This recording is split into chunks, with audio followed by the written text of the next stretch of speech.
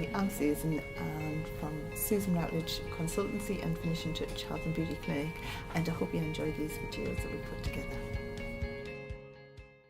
Hi, I'm here with the wonderful Helen Ward, and I'm just so privileged that you've agreed to sit and have a chat with us. Lovely to talk to you.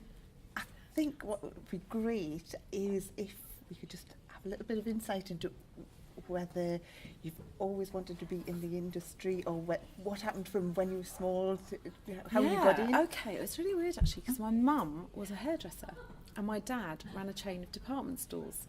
So what did I do? I went off and did an apprenticeship in a department store chain of hairdressers. It's like both careers merged into one. I suppose from an early age, no, I'm not an artistic person. Hairdressing wasn't the career for me.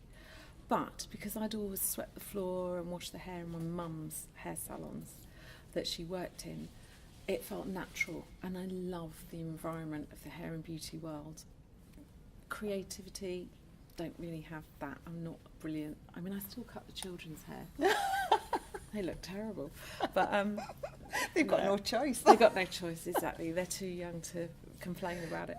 But no, hairdressing wasn't for me as such, but the hair and beauty environment was something I absolutely feel straight, at home with, and I couldn't imagine doing anything else. I think any other job would be just so boring.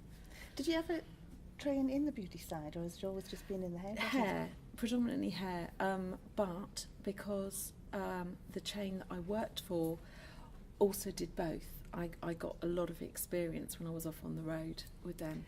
So I could run it, I can't do it. So from being an apprentice, how did you then progress? Because, I think a lot of people in the industry see what you've done and think, wow, this is just unachievable. Funny, I mean, and it's so not unachievable. I mean, I left school and I didn't do very well at school, and I left school at 16. I wanted to go and get a job. I wasn't the type that was going to stay on till sixth form. And basically started, literally trained, worked my way up. But although I ran a clientele for a couple of years, as I say, I wasn't the best hairdresser in the world, but what I did have, I was busy because I had the gift of the gab and I could talk to people, make people feel very comfortable, which is obviously, we know that's what it's all about. So from there, I got promoted to the salon manager. And within 6 months, I doubled the turnover of that salon. I was only 19. So I think they thought, oh, we've got something here. And that's when they put me on the road and said, right, go and learn now how to be a regional director. And that's what I did. So, again, just feeling comfortable being around it, but really wanting to drill down into the numbers and how that side of it works. So I've sort of learnt my craft. But I do think you have to come at things from the grassroots. I do think my team have, respect for me because they know I've washed hair, I've cut hair, I know what it's like to be running late for a client. I think that all really counts for a lot. So, Richard, obviously you and Richard are both really, really successful in both. Doesn't feel like it sometimes. But did you meet in the industry? Or? Yes, I was his boss. So right. Some people would say I still am. He would say. He was working for a fantastic hair salon called Neville Daniel, which is now Daniel Hutchison and Neville on Pont Street, and they basically went bankrupt. And the company I worked for bought it because Mr. Al-Fayed would not give us a long contract in the store. So basically, I left my job as the general manager of, it was the best job in the world, H.A. Rods, loved it. And basically went across the road and got sent over there, could just go and sort this place out, this salon's got bust, we've just bought it, just go and find out what's going on. Walked in, met him, and that was it. We ended up buying that bankrupt business from the receivers. And that was 21 years ago. Oh, wow. So I was meant to go back to Harrods.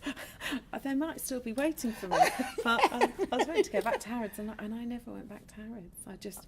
I walked into this environment. And, the thing is, department store hair was, I can't speak for what it's like now, but, it was quite staid, and here I walked into this sort of funky young environment, and all the staff were the same age as me, and saw this fantastic work going on, and just felt like, wow, this is what it's all about.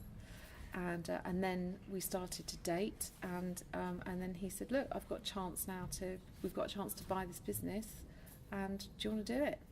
And at that point, I'd never thought of, I was a very corporate person. I had my mobile phone, which was like a brick, my company car, and I didn't want to take any risks like that. But he made me. Wow. And how long did it take until you knew you were turning it around? Well, I think the interesting thing was, I always thought that we could take what he'd done, and he was so creative and had this fantastic clientele, and basically put in place all the principles, all the things I'd learnt, and I knew we could really turn it around if we had enough time. But when you're losing £5,000 a week, the one thing you don't have is time. So we gave ourselves a deadline, and I think my father said to me, you're going to have to be prepared to call it a day if you haven't done it within 3 or 4 months. So I made all the changes immediately, but it's just the time it takes to see those come to light, and to filter through and actually start to really affect real change. So by about 6 months we were starting not to lose money.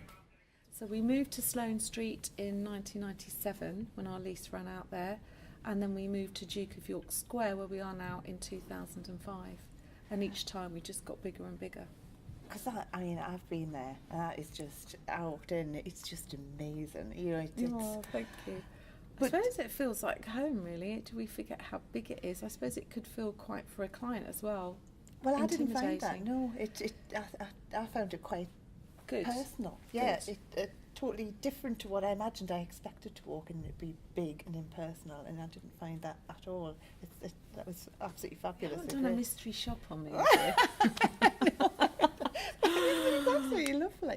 But did you know what you were going to do with it? I know you've got a bar in there, you've got all sorts of things. Or was it just a case of thinking, we can do this now? Well, I think the thing is, we started big, because this bankrupt business that we bought was 5,000 square feet. And, for the first 6 months, it was like tumbleweed. We hardly had any customers, we hardly had any staff. So I think we always just grew to sort of think we've got to start filling this place, and we've got to start maximising it.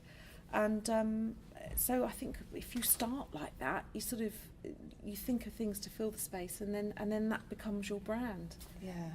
So it wasn't a sort of intentional thing, it was just we had to fill the space and pay the rent. But obviously, you and Richard, obviously very, very successful. Now you've also got children and product companies, which is the biggest bugbear. How do you juggle all that? Do you find it's very easy when you're passionate about something for it all to sort of get on top? How do you manage your time? And I think that's a big thing, isn't it? I think all of us females, how do we do it? I don't know how we do it. I don't think I know how I do it. I think you cannot be across everything, and you have to be really good at delegation, because you can't micromanage. I'm MD of 4 companies. You can't micromanage. I've got a great team, and I've learnt to, instead of trying to play all the instruments myself, that I've got to conduct the orchestra. Yeah. And that includes home and husband and life and friends and family and everything else. And just busy. I think I thrive off being busy. So when you go on holiday, can you switch off? Or? Oh God, yeah. I'm very good at switching off. Honestly, if it's my day off, I will not look at my emails. I'm very good like that. I will absolutely refuse to do it, because for me the whole point of a day off is to have a day off. Yeah. And if the mums from school ring me on a work day, I won't answer it. If work ring me on a mum from school day, I won't answer it either. So I'm very good at compartmentalising, and I'm quite strict about that. And my time is my time, and that's that. I will not give anyone my mobile number, because they might ring me when it doesn't suit. Yeah, that's a good tip. But then as well, with all the interviews, everyone we've spoken to give back to the industry as well, and you Yes. do that in I bucket ca- I loads think too, don't it's- you? I think it's really important to give back to the industry, and I think that part of why I wrote my books that I wrote was to was to share that information. And I thought, if it stops one salon going bust, I mean, 1,300 salons a year go bust in our sector. That's a staggering amount. So a lot of the time it's just them not knowing what best practice is, and not knowing what their percentages should be, and getting the duff advice and making mistakes, and I think it's your responsibility to give back. I really do, and I think it's your responsibility to train and constantly educate and constantly bring through the young blood and the new blood coming through. It's really important. I think also I'm a big believer in if you give, you get back. So I think it's really important to do that. So, what's the next plan? And I'm just about to take an important role on in the hairdressing industry. We have got our product range in Waitrose, which we're now going from 12 products to a full shelf, so that's all launching in April. Richard continues to do what he's doing. He's on the Alan Titchmarsh show now, so he has his regular slot on there. And our brush company is growing, our Hair Angel brand. Your dog brush. Our dog brush now. Love that. So, hello, whatever the customer wants, we're going to try and give it to them. I think you've got to be so receptive, haven't you? And, your ears have got to be constantly pricking up to make sure that you're on top of the growing changes that our industry faces. Is there anything you would have done different? Yeah. A few things. I think I've learnt to trust my gut instinct a little bit more. We've made some mistakes, but I like to think that the mistakes we've made took us on the path that we're on now.